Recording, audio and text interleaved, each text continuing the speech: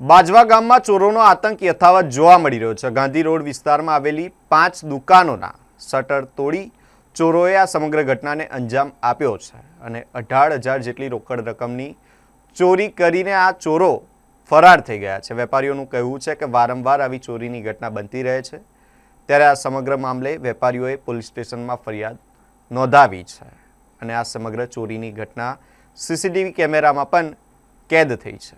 રાત્રે 2:30 વાગ્યાની આજુબાજુ હોમગાર્ડમાંથી ફોન આવ્યો હતો કે તમારી દુકાનના શટર ખુલ્લા છે। એટલે રાત્રે 2:30 વાગ્યાની આજુબાજુ અમે પહોંચ્યા હતા દુકાને જઈને જોયું તો તાળા શટર તૂટેલું હતું અને અંદરનું બધું માલ વિખેર હતો અને પરચુરણ ને એવું બધું લઈ ગયા છે અમારી દુકાનેમાંથી। અને પછી આગળ તપાસ કરતાં બીજી 4 દુકાનોના બી તાળા તૂટેલા જોવા મળ્યા હતા। એટલે રાતે 5 વાગ્યાની આજુબાજુ આપણે જવાહરનગરમાં અરજી આપીને આવ્યા છે। એટલે પીઆઈ દેસાઈ સાહેબને આપણે કહેવાનું કે વહેલી તકે આ ચોરોને પકડે અને જે કંઈ બી સજાની જોગવાઈ હોય એ ચોરોને કરે। રાતે સચિનભાઈનો ફોન અમારી ઉપર આવ્યો હતો કે આવી રીતે તાળા તૂટ્યા છે, તો અમે પહોંચ્યા તો બીજી પણ દુકાનોના તાળા તૂટ્યા હતા અને બધો માલ વેરવિખેર કર્યો છે અને એમાં મસાલાની બરણીઓને બધું ગયું છે।